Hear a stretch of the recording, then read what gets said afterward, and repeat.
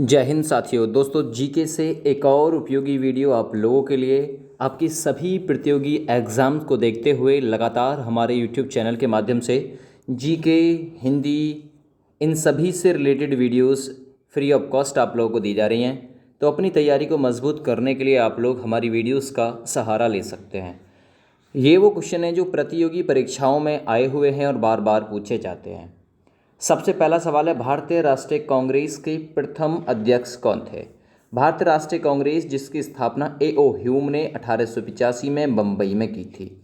अच्छा, इसके प्रथम अध्यक्ष पूछे तो आप लोग कौन सा आंसर करेंगे? डब्ल्यू.सी. बनर्जी यानी कि व्योमेश चंद्र बनर्जी। डब्ल्यू.सी. बनर्जी यानी कि व्योमेश चंद्र बनर्जी इसके पहले अध्यक्ष थे। इससे रिलेटेड फैक्ट कवर कर लीजिए। भले ही क्वेश्चन की संख्या कम रहती है लेकिन फैक्ट आपके लिए मैं ढूंढ कर लाता हूँ। भारतीय राष्ट्रीय कांग्रेस के प्रथम अध्यक्ष व्योमेश चंद्र बनर्जी थे। भारतीय राष्ट्रीय कांग्रेस की स्थापना 28 दिसंबर 1885 को मुंबई में हुई थी। इसके संस्थापकों में ए.ओ. ह्यूम, दादा भाई नौरोजी और दिनासा वाचा शामिल थे। एनी बेसेंट कांग्रेस की पहली महिला अध्यक्ष थी, तो पूछ लेगा पहली महिला अध्यक्ष एनी बेसेंट। एवं प्रथम भारतीय महिला अध्यक्ष सरोजनी नायडू थी, है ना। भारतीय राष्ट्रीय कांग्रेस की स्थापना का उद्देश्य देश के अंदर धर्म, वंश एवं प्रांत संबंधी विवादों को खत्म कर राष्ट्रीय एकता की भावना को प्रोत्साहित करना था। ठीक है, तो पहले सवाल से रिलेटेड फैक्ट यहाँ खत्म हो गए। सवाल नंबर 2 देखिए, बिठूर किस स्वतंत्रता संग्राम सेनानी के लिए प्रसिद्ध है? बिठूर किसके लिए? लक्ष्मीबाई के लिए। लक्ष्मीबाई के लिए प्रसिद्ध है क्या? दादा भाई नौरोजी, नाना साहेब पेशवा, तात्या टोपे, भगत सिंह, किसके लिए है बिठूर?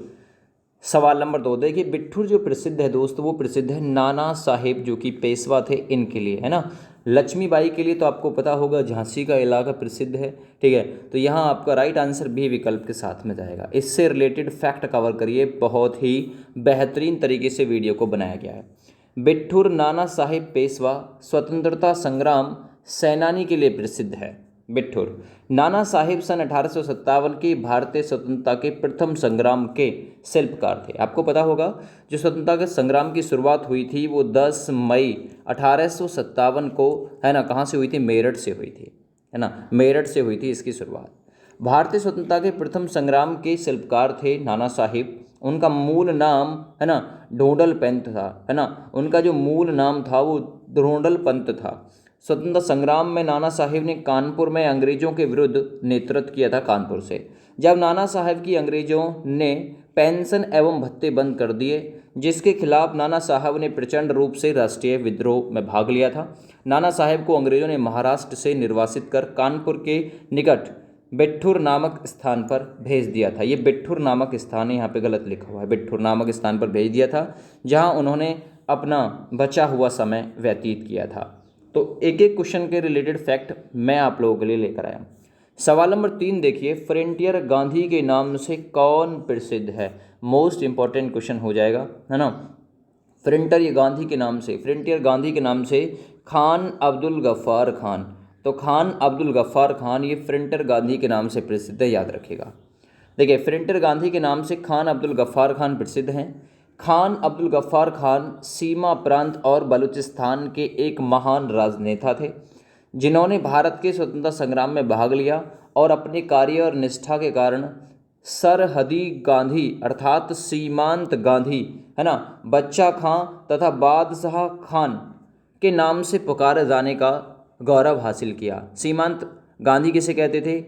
खान अब्दुल गफ्फार खान को। फ्रंटियर गांधी खान अब्दुल गफ्फार खान को। सर हिंद गांधी खान अब्दुल गफ्फार खान को। बच्चा खां और बादशाह खान, ये सब खान अब्दुल गफ्फार खान की उपाधियां हैं। वे भारतीय उपमहाद्वीप में अंग्रेज शासन के विरुद्ध अहिंसा के प्रयोग के लिए जाने जाते हैं। इन्होंने 1930 में खुदाई खिदमतगार नाम से संगठन की स्थापना की थी। आपसे पूछ सकता है खुदाई खिदमतगार स्थापना कब हुई? 1930 में। किसने की? तो फ्रंटियर गांधी अर्थात खान अब्दुल गफ्फार खान ने की थी। चलिए सवाल नंबर 4 को देखें। गांधी जी का दांडी सत्याग्रह किस कानून के विरुद्ध था? इंपॉर्टेंट सवाल है। गांधी जी ने दांडी सत्याग्रह आरंभ किया था, ये किस कानून के विरुद्ध था?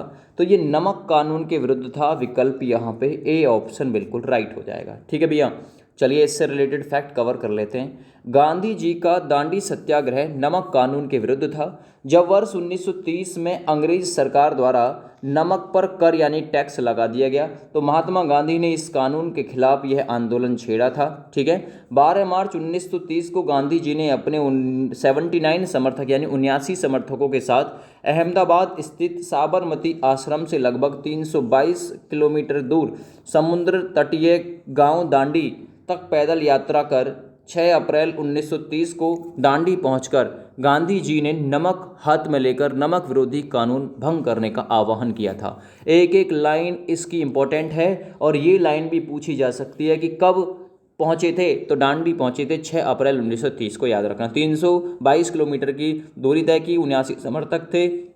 12 मार्च 1930 को ये आंदोलन इन्होंने छेड़ा था। क्लियर, एक एक पॉइंट इंपॉर्टेंट है भाई। आगे बढ़ते हैं। भारत छोड़ो आंदोलन किस दिन प्रारंभ हुआ था? एक और उपयोगी सवाल, स्टार मार्क इसलिए कर रहा हूँ, उपयोगी है। देखिए सवाल नंबर 5 का सही आंसर हो जाएगा भारत छोड़ो आंदोलन जो प्रारंभ हुआ था वो 9 अगस्त यानी कि 9 अगस्त 1942 को हुआ था। 9 अगस्त 1942 को भारत छोड़ो आंदोलन, है ना। चलिए असहयोग आंदोलन 1920 था। देखिए भारत छोड़ो आंदोलन 9 अगस्त 1942 के दिन प्रारंभ हुआ था। 8 अगस्त 1942 को अखिल भारतीय कांग्रेस की बैठक बम्बई के, है ना, ग्वालिया टैंक मैदान में हुई और भारत छोड़ो आंदोलन के प्रस्ताव को मंजूरी मिल गई थी। भारत छोड़ो आंदोलन को अगस्त क्रांति के नाम से भी जाना जाता है। आपसे पूछ सकता है अगस्त क्रांति के नाम से किसे जाना जाता है? भारत छोड़ो आंदोलन, क्योंकि 9 अगस्त को प्रारंभ हुआ था इसका कारनामा, है ना। चलिए, इस आंदोलन का लक्ष्य था भारत में ब्रिटिश साम्राज्य को समाप्त करना। यह आंदोलन भारतीय स्वतंत्रता संग्राम के काकोरी कांड के ठीक 17 साल बाद 9 अगस्त 1942 को गांधी जी के आह्वान पर पूरे देश में हुआ था। काकोरी कांड 1925 में हुआ था, आपको पता होगा। आगे बढ़ते अगले सवाल पे। जलियांवाला बाग हत्याकांड कब हुआ? एक और उपयोगी सवाल। एक भी क्वेश्चन ऐसा नहीं है जो पूछा नहीं गया। तो जलियांवाला बाग हत्याकांड दोस्त 1919 यानी कि 1919 में हुआ था, है ना। 1919 में, आपको पता होगा इसके बारे में, जलियांवाला बाग हत्याकांड। देखिए भाई, जलियांवाला बाग हत्याकांड 13 अप्रैल, डेट भी पूछी जाती है, 13 अप्रैल 1919 को हुआ था। अमृतसर में है जलियांवाला बाग हत्याकांड, है ना। तो अमृतसर स्थित जलियांवाला बाग में रॉलेट एक्ट 1919 था ना, रॉलेट एक्ट 1919 के विरोध में एक जनसभा हो रही थी जिसमें जनरल डायर नामक एक अंग्रेज ऑफिसर ने अकारण उस सभा में उपस्थित भीड़ पर गोलियां चलवा दी, जिसमें 400 से अधिक व्यक्ति मारे गए थे और 2000 से अधिक घायल हुए। इस हत्याकांड को जलियांवाला बाग हत्याकांड के नाम से जाना जाता है। एक एक लाइन इंपॉर्टेंट होगी, एक एक क्वेश्चन इंपॉर्टेंट होगा। आगे बढ़ते। स्वतंत्रता हमारा या स्वराज हमारा जन्मसिद्ध अधिकार है, ये किसने कहा था? ये क्वेश्चन भी स्टार मार्क कर लो भाई, उपयोगी है। स्वराज हमारा जन्मसिद्ध अधिकार है, ये किसने कहा था? तो ये बाल गंगाधर तिलक ने कहा था। ऑप्शन यहाँ पे आपका बी बिल्कुल राइट हो जाएगा दोस्त। इससे रिलेटेड फैक्ट कवर कर लेते हैं। स्वराज हमारा जन्मसिद्ध अधिकार है, यह बाल गंगाधर तिलक ने कहा। तिलक एक भारतीय राष्ट्रवादी शिक्षक, समाज सुधारक, वकील और स्वतंत्रता सेनानी थे। ये भारतीय स्वतंत्रता संग्राम के पहले लोकप्रिय नेता हुए। ब्रिटिश औपनिवेशिक प्राधिकारी इन्हें भारतीय अशांति के जनक, आपसे पूछ सकता है भारतीय अशांति का जनक कौन? बाल गंगाधर तिलक कहते थे, है ना। तिलक ने एनी बेसेंट की मदद से होम रूल लीग की स्थापना की। होम रूल लीग के दौरान इन्हें काफ़ी प्रसिद्धि मिली, जिस कारण इन्हें लोकमान्य किसे कहते थे? तिलक को। याद रखना, अशांति का जनक किसे कहते थे? तिलक को। शीर्षक प्राप्त हुआ जिसका अर्थ है लोगों द्वारा स्वीकृत, है ना। तो लोकमान्य का आदरणीय शीर्षक प्राप्त हुआ जिसका अर्थ है लोगों के द्वारा स्वीकृत। आगे बढ़ते हैं। रामकृष्ण मिशन की स्थापना कब हुई? सवाल नंबर 8 बहुत ही बढ़िया सवाल है। रामकृष्ण मिशन, सही आंसर है स्वामी विवेकानंद ने की थी रामकृष्ण मिशन की स्थापना। कब हुई थी जरा जान लेते हैं। तो देखिए रामकृष्ण मिशन जिसकी स्थापना 1 मई 1897 को रामकृष्ण परमहंस के शिष्य स्वामी विवेकानंद ने कोलकाता के वेल्लूर में की थी। तो कहाँ पे की थी? वेल्लूर में। कहाँ है वेल्लूर? कोलकाता में। किसने की थी? स्वामी विवेकानंद ने। किसके शिष्य थे? रामकृष्ण परमहंस के।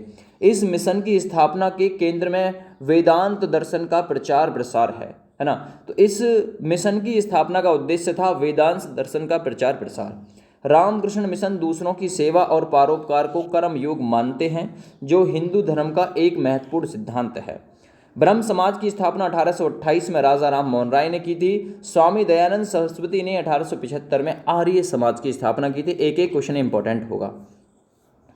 आगे बढ़ते, लौह पुरुष के नाम से किसे जाना जाता है? एक और उपयोगी सवाल। नेताजी सुभाष चंद्र बोस, बाल गंगाधर तिलक, सरदार वल्लभ भाई पटेल या फिर चंद्रशेखर आज़ाद? उपयोगी सवाल है। सरदार पटेल को लौह पुरुष के नाम से जाना जाता है, याद रखिएगा, है ना। स्टार मार्क कर दिया इसलिए ये क्वेश्चन भी। लौह पुरुष सरदार वल्लभ भाई पटेल को कहा जाता है।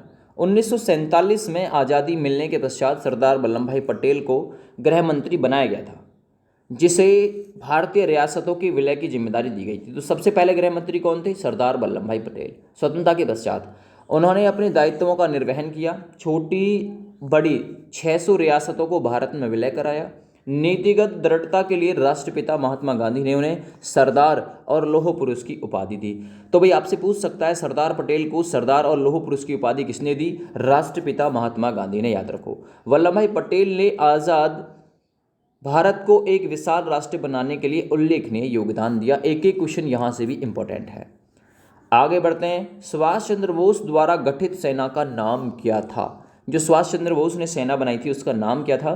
तो दोस्त उसका नाम था आज़ाद हिंद फौज। ऑप्शन यहाँ पे सी सही हो जाएगा।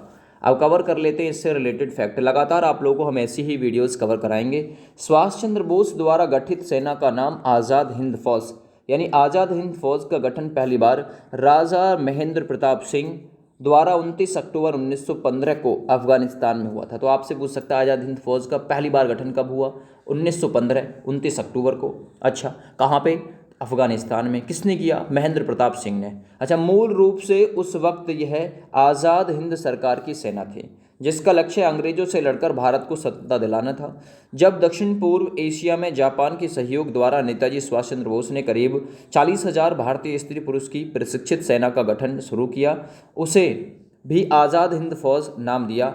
तो उन्होंने आज़ाद हिंद फौज का सर्वोच्च कमांडर नियुक्त करके उनके हाथों में इसकी कमान सौंप दी थी।